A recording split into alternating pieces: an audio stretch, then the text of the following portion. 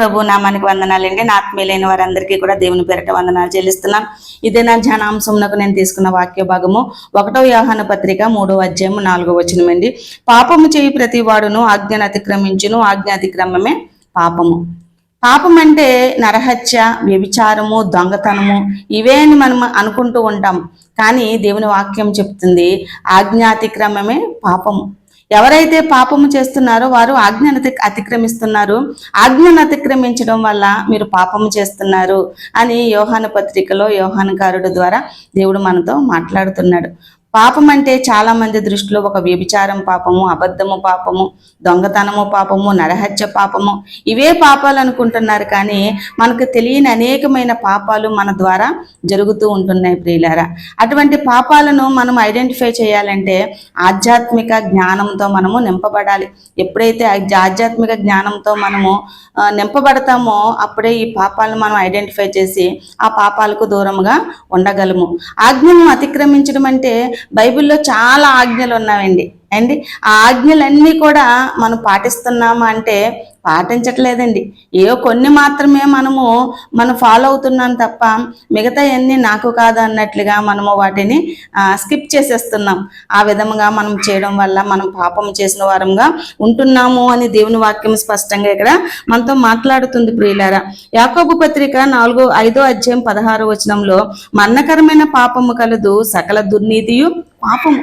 దుర్నీతి అంటే నీతి కానిది ఏదో అదంతా కూడా పాపమే. ఇదేనా నా నీతి న్యాయము అనేది మనుషుల్లో చాలా కనుమరుగైపోయిందండి. ఇదేనా ఏది నీతో ఏది అవినీతో, ఏది నీతో ఏది దుర్నీతో తెలుసుకోలేని పరిస్థితుల్లో మానవ సమాజం ముందుకు వెళ్ళిపోతూ ఉంటుంది. కానీ దేవుని బిడ్డలుగా వాక్యము చదువుతున్న మనము ఏది నీతి, ఏది అవినీతి, ఏది న్యాయమో, ఏది అన్యాయమో గ్రహించాలంటే దేవుని వాక్యాన్ని బాగా చదవాలండి. ఇదేనా దేవుని వాక్యము ఒక 10 నిమిషాలు 15 నిమిషాలు చెప్తుంటేనే వినలేని పరిస్థితుల్లో ప్రపంచము ముందుకు వెళ్ళిపోతూ ఉంటుంది. మరి అలాంటప్పుడు మరి ఏది నీతి ఏది అవినీతి తెలియాలంటే దేవుని వాక్యంలోనే మనకి తెలియాలి. దేవుని వాక్యమే స్పష్టంగా మనకి A to Z అనేది మనకి వివరిస్తుంది. కాబట్టి దేవుని వాక్యాన్ని ఎక్కువ చదవాలి. దావీదుకారుడు చెప్పినట్లుగా దివారాత్రము దానిని ధ్యానించువాడు ధన్యుడు. ఎందుకు ధన్యులంటే దివారాత్రము దేవుని వాక్యాన్ని మనము ధ్యానించడం వల్ల మనము కరెక్ట్ అయిన వేలో మనము నడవగలం ప్రియులారా. యాకోబు పత్రికలో చెప్తున్నారు సకల దుర్నీతియు పాపం. నీతి కానిది ఏదో అదే పాపం. ఇది నాన్న ఎంతమంది నీతిగా ఉంటున్నారండి? ఎవరు స్వప్రయోజనం కోసము వారు తమ వ్యాపార లాభాపేక్ష కోసము వారు దుర్నీతి కార్యాలు చేస్తూ ఉన్నారు. ఈ ఫెర్టిలైజర్స్తో లేకుంటే మందులతో ప్రజల ఆరోగ్యం పాడైపోతుందని తెలిసి కూడా వారు చేస్తున్నదంతా అక్రమం చేస్తున్నారు, దుర్నీతి చేస్తున్నారు. ఈ ఎదుటివారి ఆరోగ్యము లేకుంటే ప్రజలు ఏమైపోయినా పర్లేదు, మాకు లాభం వస్తుంది, మా కుటుంబం పోషింపబడుతుంది, మేము మంచి స్థితిలో ఉన్నాము అని నీతి లేని కార్యాలు చేస్తున్నారు. కాబట్టి వారందరూ కూడా దేవుని దృష్టిలో పాపము చేసిన వారితో సమానము అని దేవుని వాక్యము స్పష్టంగా చెబుతుంది. ఈ విధంగా నిర్గమాకాండంలో కూడా 20వ అధ్యాయంలో అనేకమైన ఆజ్ఞలు దేవుడు మనకి ఇవ్వడము జరిగింది ప్రియులారా. నిర్గమకాండము 20వ అధ్యాయంలో అనేక ఆజ్ఞలు, వ్యభిచరించకూడదు, పాపము చేయకూడదు, ఇవన్నీ కూడా దేవుడు అనేకమైన ఆజ్ఞలు మనకి ఇవ్వడం జరిగింది. ఇవన్నీ కూడా మనము పాటించట్లేదంటే మనం పాపము చేస్తున్న వారితో సమానము. నేను తప్ప వేరొక దేవుడు మీకు ఉండకూడదు, మీరు వ్యభిచరించకూడదు, అబద్ధ సాక్ష్యం పలకకూడదు, దొంగిలకూడదు, నీ పొరుగువాని దేనిని నువ్వు ఆశించకూడదు. ఈ విధమైన అనేకమైన ఆజ్ఞలను దేవుడు ఇస్తున్నాడు. ఇవన్నీ కూడా మనము పాటిస్తున్నామంటే ఎంతవరకు పాటిస్తున్నామని అంటే ఎవరి మనస్సాక్షికి వారికే తెలుసు. ఇవన్నీ దేవుడు వద్దు, చేయకూడదు, ఇవి మంచివి కాదు, ఇవి పాపము, ఇవన్నీ కూడా దేవుడు మనకి బైబిల్లో దేవుని జీవగ్రంథంలో మనకి చెప్పిన ఆజ్ఞలు. మరి ఈ ఆజ్ఞలే మనం పాటించలేనప్పుడు మరి మనం తెలియని అనేకమైన పాపాలు మనం చేస్తున్నాం. ఇదేనా టాపిక్ ఏంటంటే మనకి తెలియకుండా చేస్తున్న పాపాలు. ఇవన్నీ తెలిసి చేస్తున్న పాపాలు. ఏదైనా మనము కోర్టుకు వెళ్ళారనుకోండి, ఒకరు కోర్టు వారికి ఏం కావాలని సాక్ష్యాధారాలు కావాలి. ఎవరైతే సాక్ష్యాధారాలు కోర్టు వారికి సమర్పిస్తారో అది విచారణ చేసి ఆ వ్యక్తిని దోష నిర్దోష అనేవారు జడ్జిమెంట్ ఇవ్వడం జరుగుతుంది. ఇవన్నీ ప్రభుత్వానికి తెలిసే పాపాలు, మనుషులకు తెలిసే పాపాలు. కానీ తెలియకుండా చేసిన పాపాలు, మనకు తెలియకుండా చేస్తున్న పాపాలు అనేకమైనవి ఉన్నాయండి. తెలిసి చేస్తున్న పాపాలే కోకొల్లలైనప్పుడు తెలియకుండా చేస్తున్న పాపాలు ఇంకా ఎన్నండి. ఈ అన్నిటికీ క్షమాపణ ఎప్పుడు పొందుకుంటాము, ఎప్పుడు దేవుని మార్గంలో నడుస్తాము, ఎప్పుడు వీటన్నిటికీ మనము ప్రాయశ్చిత్తము చేసుకొని దేవుని యొక్క రాజ్యంలో ప్రవేశిస్తాము? పాజిబుల్లా? అందుకనే శిష్యులు అడిగారు, యేసు ప్రభు రక్షణ పొందేవారు కొద్దిమందేనా? కొద్దిమందే. దేవుని రాజ్యమునకు వెళ్ళేవారు కొద్దిమందే. అనేక మంది ప్రవేశింపజూస్తారు కానీ వారు ప్రవేశించలేరు. ఇరుకు మార్గమున ప్రవేశింప పోరాడం అంటున్నారు. ఇది ఇరుకు మార్గం అండి. పరలోకానికి వెళ్ళే మార్గం విశాల మార్గం కాదు. దీనిలో ఎన్నో రూల్స్ ఉంటాయి, ఇన్స్ట్రక్షన్స్ ఉంటాయి, ఎన్నో మనం విడిచిపెట్టవలసిన అనేక విషయాలు ఉంటాయి. అవన్నీ త్యజించి మనము ఇరుకు మార్గంలో నడవగలిగినప్పుడే మనం దేవుని రాజ్యంలోనికి వెళ్తాం తప్ప ఏదో వారానికి ఒక రోజు భక్తి చేసినంత మాత్రాన దేవుని రాజ్యంలో మనము ప్రవేశింపలేం ప్రియులారా.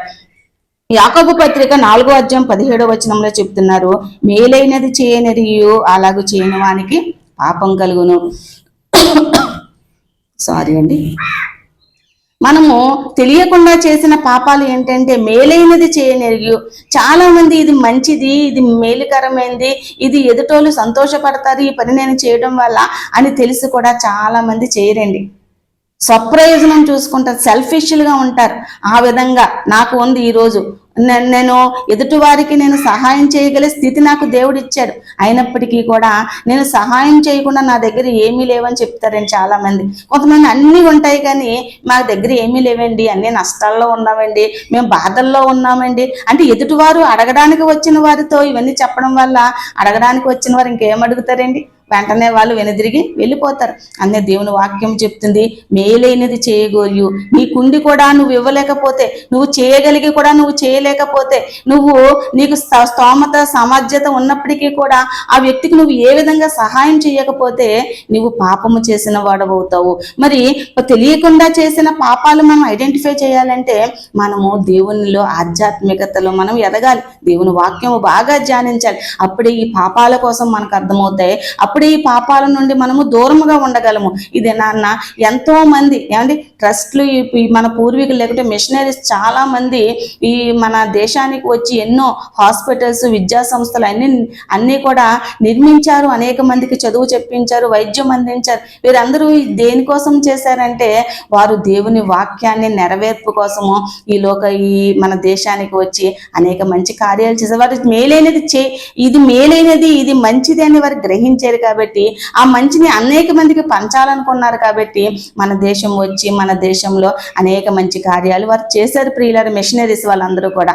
మరి దేవుడు కూడా ఇది మంచి కార్యము, నా బిడ్డల్ని పాపాల నుండి నేను విడిపించాలి అని ఆయన తండ్రి ద్వారా ఆజ్ఞను పొంది ఈ లోకానికి వచ్చేది ఇది మంచి కార్యం. ఆయన చెయ్యగలగడానికి వచ్చాడు, మనస్ఫూర్తిగా వచ్చాడు, స్వచ్ఛందంగా ఆయన వచ్చారు. మాకని మన జీవితంలో అయితే మనకు తెలుసు, మంచిది తెలుసు, ఇది మంచి కార్యం అని తెలుసు, నేను చేయగలనని తెలుసు, నాకు స్తోమత ఇచ్చాడని తెలుసు. కానీ మనం ఎదుటి వారికి చేయలేని స్థితిలో ఉంటే అది కూడా దేవుని దృష్టిలో పాపమే అని దేవుని వాక్యం యాకోబు పత్రికలో చెప్తున్నారు ప్రియులారా. యెహెజ్కేలు గ్రంథము 18వ అధ్యాయం 11వ వచనంలో చేయరాని కార్యాలు చేసి చేయవలసిన కార్యాలు చేయకపోయినా సరే తప్పేనంటే ఇక్కడ ఏం చెప్తున్నారండి? చేయరాని కార్యాలు చేసి అంటే మనము దేవుడు ఆజ్ఞాపించిన బైబిల్లో ఖండితముగా చెప్పినవి మనము చేసి చేయవలసిన కార్యాలు చేయకపోయినప్పటికీ, అంటే చేయవలసిన మంచి చేయకపోయినప్పటికీ కూడా మనం పాపము చేసిన వారముగా ఉంటాము అని దేవుని వాక్యంలో యెహెజ్కేలు గ్రంథం స్పష్టంగా చెప్తున్నారు ప్రియులారా. సంఖ్యాకాండము 15వ అధ్యాయము 22వ వచనంలో చేయకపోయినప్పుడు పొరపాటున పాపమునకు మనం చేసినట్లయితే, పొరపాటున జరిగితే అంటే మనం పాపం చెయ్యాలనుకోలేదు, అలా మాట్లాడాలనుకోలేదు, కానీ పాపం జరిగింది, అలా మాట్లాడాము, ఆ మార్గానికి వెళ్ళాము, ఆ విధంగా నువ్వు తెలియకుండా ఒకవేళ పొరపాటున చేసినప్పటికీ నీకు పాపం అనేది అంటుకుంటుంది. దానికి నువ్వేం చేయాలంటే బలి అర్పించాలి అని సంఖ్యాకాండంలో చెప్తున్నారు. ఇవన్నీ కూడా మనుషులు గ్రహించగలుగుతున్నారండి. ఏదో పాపం అంటే బహిరంగంగా మనుషులకు కనబడే పాపాలే, లేకుంటే చట్టం దృష్టిలో చేసే పాపాలనుకుంటున్నారు తప్ప మనము తెలియకుండా ఎన్నో పాపాలు చేస్తున్నాం. మేలైనది మనకి తెలిసి కూడా మనం ఎంతమందికి సాయం చేస్తున్నాం, ఎంతమందికి హెల్ప్ చేస్తున్నాం, ఎంతమందికి సహాయంగా సహకారంగా బిడ్డలంగా మనం ఉంటున్నాం ప్రియులరా. ఒకవేళ చేయరాని కార్యాలు చేస్తూ చేయవలసినవి చేయకపోయినా మనకు పాపం అంటుకుంటుంది. అంతేకాకుండా సంఖ్యాకాండంలో చెప్పినట్లుగా మనకి పొరపాటున జరిగినప్పటికీ అది పాపమే, దానికి నువ్వు ప్రాయశ్చిత్తంగా బలి అర్పించాలి అని సంఖ్యాకాండము లేవియ కాండములో కూడా దేవుడు మోషే గారికి ఆజ్ఞాపించి మనకి హెచ్చరించమన్నారు. లేవియ కాండం కూడా 5వ అధ్యాయంలో చేయకూడనివి చేస్తే అపరాధి అవుతాడు. అది పొరపాటు నువ్వు చేసినప్పటికీ, తెలిసి చేసినప్పటికీ, తెలియక చేసినప్పటికీ నువ్వు చేయకూడని కార్యాలు చేసావంటే నువ్వు దేవుని దృష్టిలో ఎలా ఉంటావంటే అపరాధిగానే నువ్వు ఉంటావు అని దేవుని వాక్యం చెప్తుంది. ఇది వరకటి కాలంలో పొలాల్లో పరిగె అనేది దేవుడు విడిచిపెట్టమని చెప్పారు. చాలా మంది ఇదేనన్న పరిగులు విడిచిపెట్టట్లేదండి. ఎందుకంటే పరిగి ఏరుకునేవారు లేదు, విడిచిపెట్టేవారు లేరు. ఎందుకు దేవుడు ఆజ్ఞ ఇచ్చాడంటే భోజనం లేనివారు, లేకుంటే ఆహారం లేనివారు, వస్త్రాలు లేనివారు ఆ పరిగె ఏరుకునే వరకు తృప్తిగా 3 పూటలు తింటారు. కాబట్టి నువ్వు పరిగె కొంచెం వారికి పరదేశులకు నువ్వు విడిచిపెట్టాలి అనే దేవుడు చెప్తున్నాడండి. దేవుడు ఎంత దయగలవాడు ప్రియులారా, దేవుడు దయగలవాడు. మరి దేవుని బిడ్డలంగా మనకి అటువంటి దయాగుణం ఉంటుందా, కరుణా హృదయం ఉంటుందా? మనకి లేదండి. ఎవరు స్వార్థంతో వారే ఈ దినాన్న బ్రతుకులు వెళ్ళబుచ్చుతున్నారు తప్ప ఎదుటోళ్ళకి సాయం చేయాలనే మనసు ఈ దినాన్న చాలా తక్కువగా ఉంటుంది. అందుకనే పరదేశులకు, విధవరాండ్రకు దాన్ని విడిచిపెట్టామని దేవుడు లేవియ కాండం 6వ అధ్యాయం 19వ వచనం చెప్తున్నారు. యోహాను సువార్త 9వ అధ్యాయం 41వ వచనంలో గుడ్డివారైతే పాపం ఉండదు, చూస్తున్నారు కదా ఇప్పుడు మీరు, కాబట్టి పాపమునకు మిషలేదు. ఇది వరకటి కాలంలో అయితే పాపం అనేది ఏంటో తెలియలేదు, కానీ ఇప్పుడు ఏటు దేవుడు చెప్పాడు, ఇది పాపము, ఇది మంచి, ఇది చెడు, ఇది పాపము కాదు అని ప్రతిదీ కూడా దేవుడు పిన్ టు పిన్ మనకి తెలియజేశాడు. తెలియజేసినప్పుడు కూడా మళ్ళీ మనము అటువంటి పాపమే చేస్తూ ఉంటే, అంటే తెలిసి చేసినా ఒకవేళ తెలియక చేసినా ఆ విధమైన పాపాలు మనం చేస్తూ ఉంటే మన పాపమునకు మిషలేదు అని యోహాను సువార్తలో చెబుతున్నారు ప్రియులారా. ఈ విధంగా దేవుడు యోహాను సువార్తలో ఇంకా అనేక విషయాలు చెప్పారు. నేను వచ్చి బోధించకపోతే మీకు పాపం అంటే ఏంటో తెలియదు, కానీ నేను ఇప్పుడు మీకు అన్ని బోధించినప్పటికీ కూడా మీరు ఇంకనూ అదే మార్గంలో, అదే పాపంలో కొనసాగుతున్నారంటే మీ పాపం ఇంకా క్షమించబడదు అని దేవుని వాక్యంలో స్పష్టంగా చెప్తున్నారు. 2వ పేతురు పత్రిక 2వ అధ్యాయం 21లో నీతి మార్గము తెలిసి కూడా ఇది నీతి, ఇది న్యాయము, ఇది అవినీతి, ఇది నీతి కాదు అని తెలిసి కూడా మరి అదే మార్గంలో నువ్వు పయనిస్తూ దేవుని మార్గం నుండి తొలగిపోతే నీ పాపమునకు క్షమాపణ ఉండదని పేతురు పత్రికలో దేవుడు చెబుతున్నాడు. ఏమండి, లాస్ట్ గా మత్తయి సువార్త 7వ అధ్యాయం 21, 22లో ప్రభువా నన్ను పిలుస్తారు ఎందుకు? నా చిత్తము చెప్పిన చేయట్లేదు, నేను చెప్పినట్లుగా, నేను ఆజ్ఞాపించినట్లుగా మీరు చేయట్లేదు, మీరు మీ స్వనీతిని అనుసరిస్తున్నారు. ఏది నీతో ఏది అవినీతో తెలిసి కూడా మీరు దుర్నీతినే చేస్తున్నారు, అవినీతినే చేస్తున్నారు, అక్రమంగానే నడుస్తున్నారు. కాబట్టి నన్ను ప్రభువా అని మీరు పిలవద్దు అని దేవుడు స్పష్టంగా మత్తయి సువార్తలో చెప్తున్నారు. అక్రమం చేయవరల నా యొద్ద నుండి తొలగిపోమని చెప్తున్నారు. ఇవన్నీ కూడా మనము తెలియకుండా చేసిన, మనకు తెలియకుండా చేస్తున్న పాపాలు ఏంటంటే, ఒకటి మేలైనది చేయని, చాలా ఉన్నాయి కానీ కొన్ని పాయింట్స్ నేను తీసుకోవడం జరిగింది. మేలైనది చేయనెరిగి అలాగే చేయకపోతే మనకి పాపం కలుగుతుంది. ఈ దినాన్న మేలైనది చేస్తున్నామా, మనం దేవునికి ఇష్టమైనవి చేస్తున్నామా, దయాహృదయం కలిగి ఉంటున్నాం, కరుణా హృదయం కలిగి ఉంటున్నామా, ఎదుటివారి పట్ల మేలు చేసే గుణం ఉందా, ఆతిథ్యం ఇచ్చే గుణం ఉందా, ఎదుటివారి ఆపదల్లో సహాయం చేసే గుణం ఉందా? ఆ గుణము లేకపోతే నువ్వు దేవుని దృష్టిలో ఏ పాపం నువ్వు చేయకపోవచ్చు బహిరంగంగా, కానీ నువ్వు తెలిసి కూడా, దేవుని యొక్క నీతి తెలిసి కూడా, దేవుని వాక్యము తెలిసి కూడా ఇది మేలు, ఇది దేవునికి ఇష్టము, ఇలా చేయడం వల్ల నా దేవుడు సంతోషిస్తాడు అని తెలిసి కూడా నువ్వు చేయట్లేదంటే నువ్వు దేవుని దృష్టిలో అపరాధివి, పాపివి అని దేవుని వాక్యము స్పష్టంగా చెప్తుంది ప్రియులారా. చేయరాని కార్యాలు చేసి చేయవలసిన కార్యాలు చేయకపోయినప్పటికీ కూడా మనకి పాపం అంటుకుంటుంది. 3వదిగా దేవుడి వాక్యం చెప్తుంది, పొరపాటున ఒకవేళ జరిగినప్పటికీ నీ పాపమునకు నీకు ఆ పాపం అంటుకుంటుంది. ఆ పాపమునకు దేవుడి దగ్గర నువ్వు క్షమాపణ అడగాలి, ప్రాయశ్చిత్తం దేవుని దగ్గర నువ్వు చేసుకోవాలి. అంతేకాకుండా పరదేశులను, విధవరాండ్రను నువ్వు ఆదరించాలి. ఒకవేళ అలా ఆదరించలేని పరిస్థితుల్లో నువ్వు దేవుని దగ్గర అపరాధి అవుతావు. నిజమైన భక్తి ఏమని చెప్తుందండి యాకోబు పత్రికలో, విధవరాండ్రను వారి ఆపదల్లో పరామర్శించడమే నిజమైన భక్తి. అటువంటి భక్తి నిజమైన భక్తి అని తెలిసి కూడా నువ్వు ఆ విధంగా సహాయం చేసే గుణము లేకపోతే నీవు దేవుని దృష్టిలో పాపం చేసిన వాడు అవుతావు. ఇదేనా అన్న పాపం అంటే ఇది ఏంటో దేవుడు స్పష్టంగా మనందరికీ కూడా దేవుని వాక్యంలో తెలియచెప్పాడు. ఆ వాక్యము మనము అనుసరించకపోతే మనము దేవుని దృష్టిలో పాపం చేసిన వారము అవుతాం.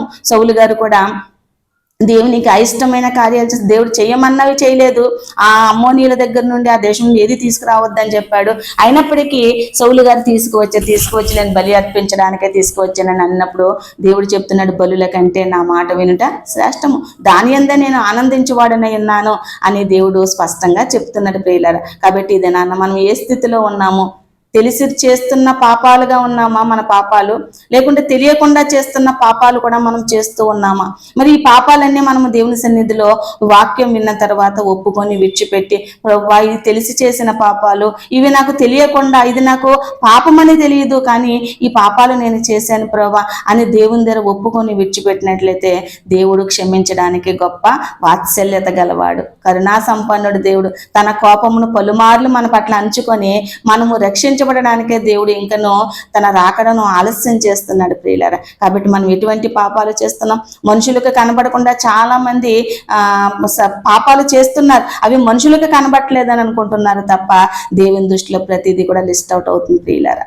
ఒకవేళ ప్రభుత్వానికి దొరకకపోవచ్చు, మనుషులకు దొరకకపోవచ్చు, నీ సొంత వారికి దొరకపోవచ్చు, నువ్వు చేసిన పాపాలు నువ్వు కప్పిపుచ్చుకోవచ్చు, కానీ ప్రతిదీ దేవుడు చూస్తున్నాడు. ఇటువంటి పాపాలు నువ్వు చేస్తున్నావు, అలాంటి పాపాలు మనము చేయకూడదని దేవుడు స్పష్టంగా ఆదికాండం నుండి ప్రకటన గ్రంథం వరకు మనకు తెలియజేశారు. ఇంక నువ్వు మనకు తెలియకుండా చేస్తున్నా అంటే తెలిసి చేస్తున్న పాపాలే ఇన్ని విధాలుగా ఉన్నప్పుడు తెలియకుండా చేసిన పాపాలు ఇంకా అనేకమైనవి మనం ఒకదానికొకటి పేర్చుకుంటూ వెళ్ళిపోతున్నాం. ఈ పాపాలన్నిటికీ లేదు ప్రియులారా. కాబట్టి మనము ఇటువంటి పాపాల్లో కూరుకుపోయినప్పటికీ అవన్నీ కూడా విడిచిపెట్టి దేవుని దగ్గరికి రాగలిగినప్పుడు, దేవుని పాదాలు పట్టుకొని దేవుని సన్నిధిలో మన అతిక్రమలను ఒప్పుకొని విడిచిపెట్టి ఈ పాపాలకు మనం దూరంగా ఉండగలిగినప్పుడు పరలోక రాజ్యం నిశ్చయంతగా మనము ఉండగలము, పరలోక నిశ్చయముగా మనం వెళ్ళగలం ప్రియులారా. అటువంటి పరలోకాన్ని మనం స్వతంత్రించుకోవాలంటే తెలిసి చేసిన తెలియక చేసిన పాపాలు మనం ఐడెంటిఫై చేసి ఇది పాపము, ఇది తప్పు, ఇది కరెక్ట్ అని మనం ముందుగా మనం ఐడెంటిఫై చేసి వాటిని ఒప్పుకొని దేవుని సన్నిధిలో విడిచిపెడితేనే మన పాపాలకు విముక్తి కలుగుతుంది. కానీ మన పాపాలను కప్పిపుచ్చుకుంటే దేవుని దగ్గర నుండి శిక్షకు మనం పాత్రలం అవుతాం. కాబట్టి ఇది నన్ను వాక్యం విన్న మనమందరూ కూడా మనకు తెలియకుండా చేసే పాపాలు ఇంకనూ మనం చేస్తూ ఉన్నట్లయితే ఇవి కూడా పాపాలే, దేవుని దృష్టిలో ఇవి కూడా తప్పే.